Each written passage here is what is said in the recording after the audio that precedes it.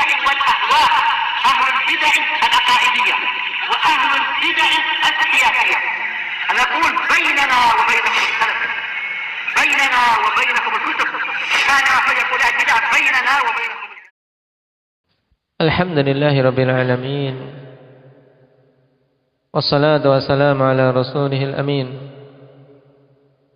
وعلى آله وأصحابه ومن تبعهم بإحسان إلى يوم الدين. Amma ba'd.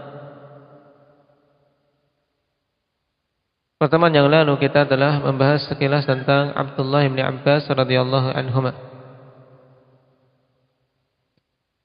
Yang dikenal dari beliau bukan perkara yang asing bagi kita, dikarenakan kita senantiasa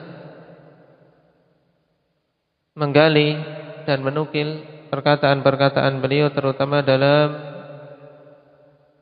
ilmu tafsir, karena memang beliau rujukan dalam perkara ini. Kalau Imam Syafi'i rahimahullah ta'ala mengatakan idza ja'aka tafsir an Mujahid fahasbuka bih,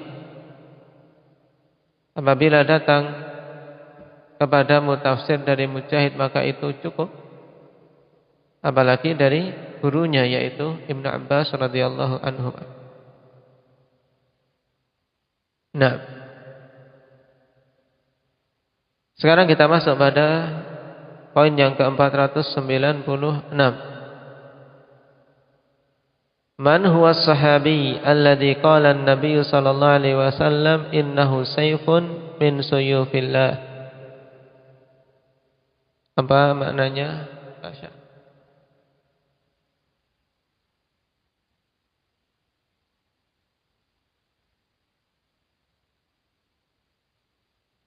Baik.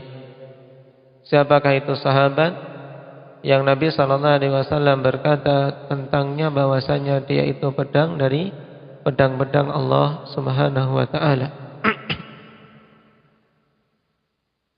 Wal jawab huwa Khalid ibn al-Walid radhiyallahu anhu. Nah, Khalid ibn al-Walid, sahabat yang mulia, Abu Sulaiman Al-Qurashi Al-Makhzumi, kunyahnya Abu Sulaiman. Beliau termasuk sahabat yang awal-awal masuk Islam atau bagaimana? Indah Wahyu Khalid ibn al-Walid apakah masuk as-sabiqun al-awwalun? Masuk tidak? Masuk tidak, Abah Muhammad? Tidak.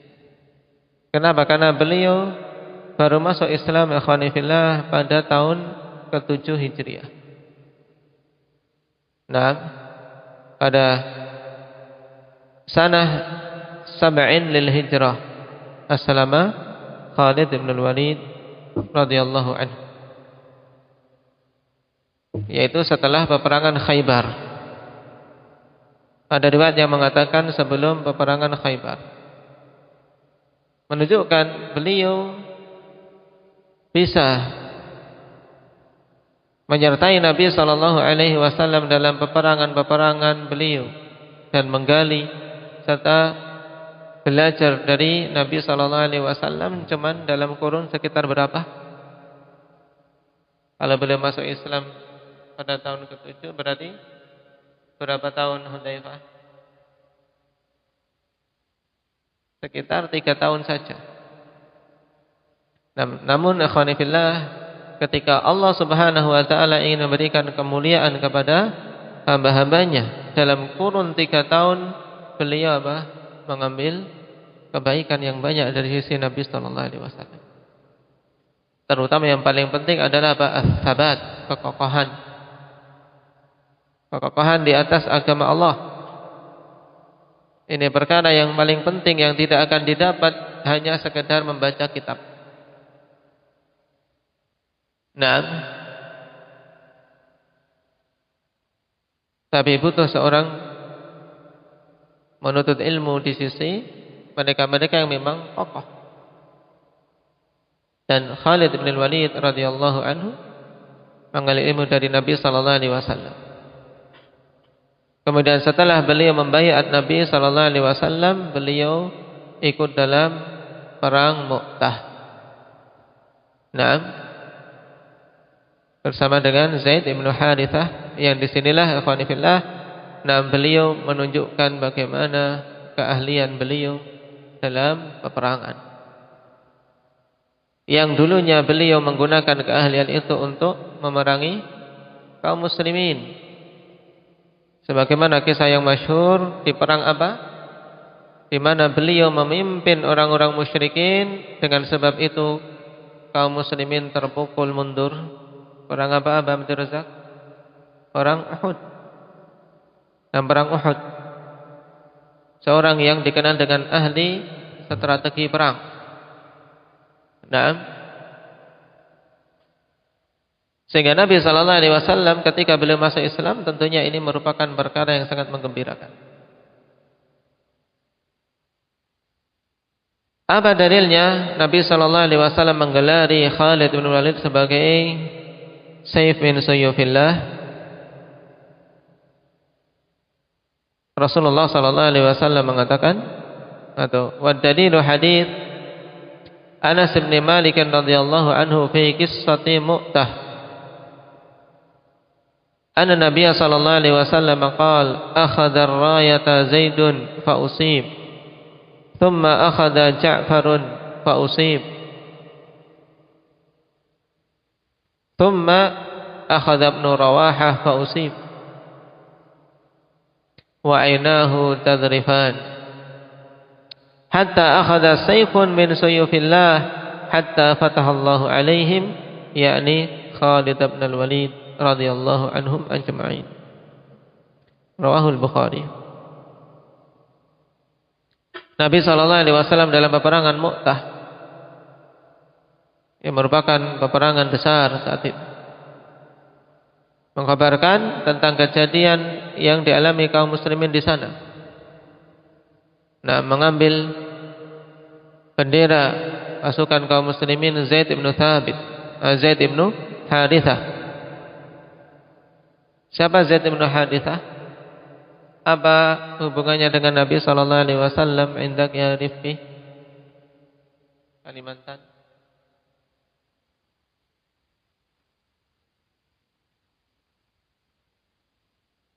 Zaid bin Harithah hubungannya dengan Nabi sallallahu alaihi wasallam apa?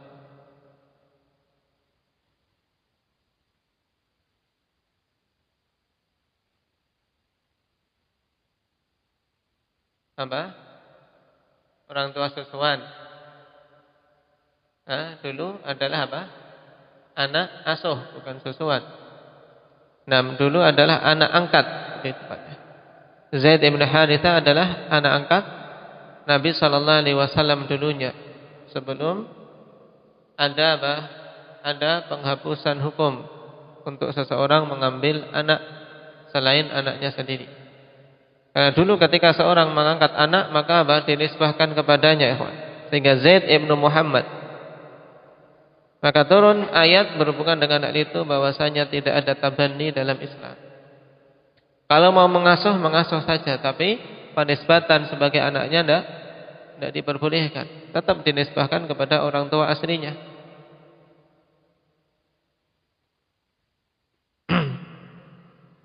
Kemudian fa'usib, dia apa? Dia ditimpa kematian atau gugur. Thumma akhadha Ja'far fa'usib, kemudian Ja'far Ibnu Abdul Muttalib, atau siapa? Ja'far bin siapa? Bin Abi Talib, bukan Abdul Muttalib.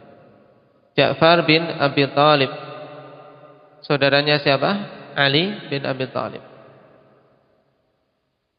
Kemudian Ja'far bin Abi Talib mengambil bendera tersebut dan apa? Juga gugur dalam medan itu.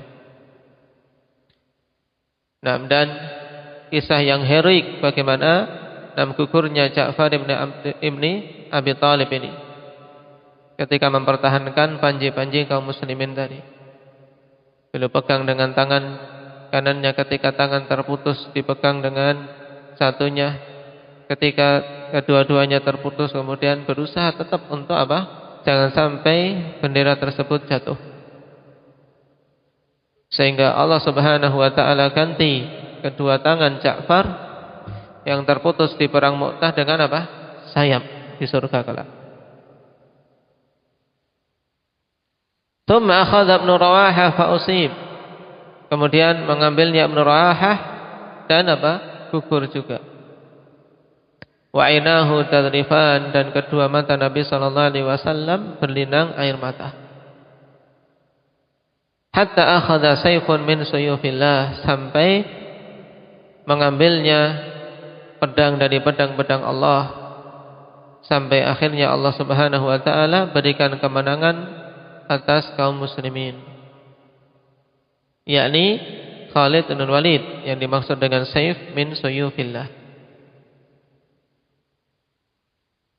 Hadis dikeluarkan oleh Imam Bukhari, dan ini jelas keutamaan beliau, ikhwan, di mana beliau pimpin kaum muslimin saat itu, walaupun apa, sejak awal tidak dipilih sebagai pemimpin. Nah, tapi dengan kegagah beranian beliau mengambil kepemimpinan, dan dengan sebab itu Allah Subhanahu wa taala berikan kemenangan.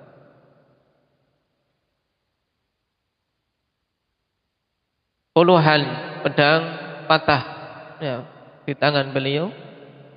Namun dalam keadaan demikian, ikhwan, Khalid bin Walid meninggal di atas pembaringan. Meninggal di atas pembaringan, bukan di medan perang. Padahal apa? Seorang yang sangat pemberani. Demikianlah kematian. Allah Subhanahu wa taala tentukan di mana tempatnya dan bagaimana caranya. Makanya seorang muslim tidak boleh gentar, tidak boleh takut mati. Kenapa? Karena kematian sesuatu yang pasti. In lam yamut bi sayfin mata bi ghairihi, ta'addadatil asbabu wal mautu wahidu. Jika tidak mati dengan pedang, ya akan mati dengan yang lainnya. Sebab-sebab begitu banyak untuk seorang bisa mati, tapi kematian itu tetap satu saja, tetap akan mendapati kita. Nah, lihat Khalid bin Walid, tentang keberanian beliau di medan jihad tidak dilakukan, tapi apa? Ketika Allah pilih untuk beliau mati di atas ranjang, ya selamat terus. Padahal yang diinginkan oleh pejuang-pejuang seperti ini apa? Untuk gugur sebagai syuhada. Tapi Allah Subhanahu wa taala pilihkan bagi beliau kematian di atas ranjangnya, untuk menunjukkan bahwasannya perkara kematian ya Allah yang menentukan. Kita hanya mengusahakan dan menempuh sebab. Sehingga tidak pantas salah seorang muslim kemudian demi lari dari kematian dia menjauh dari Allah Subhanahu wa taala. Kenapa? Karena lari kemanapun mesti akan didapati. Dan kewajiban kita adalah beribadah sebaik mungkin, berusaha mewujudkan tujuan kita diciptakan, yaitu sebagai hamba Allah. Apapun yang terjadi, baik dalam kondisi aman ya kita harus mewujudkan sebagai hamba Allah. Kondisi keributan ya harus menunjukkan sebagai hamba Allah. Kondisi wabah juga harus menunjukkan sebagai hamba Allah. Kondisi tidak ada wabah juga sebagai hamba Allah. Dan dalam semua kondisi kita dituntut ibadah. Semua kondisi kita dituntut ibadah. Nah, ini yang harus tepat teribadah diri kita. Jangan peribadatan kepada Allah memegang di atas sunnah hanya ketika pada kondisi-kondisi aman saja. Nah, bahkan semakin berat kondisi yang dihadapi kaum muslimin, kemudian mereka tetap menegakkan peribadatan kepada Allah, ini semakin besar pahalanya dan akan semakin mendekatkan turunnya pertolongan dan jalan keluar. Nas'alullaha azza wa jalla at-taufiq was sadad. Walhamdulillahirabbil alamin.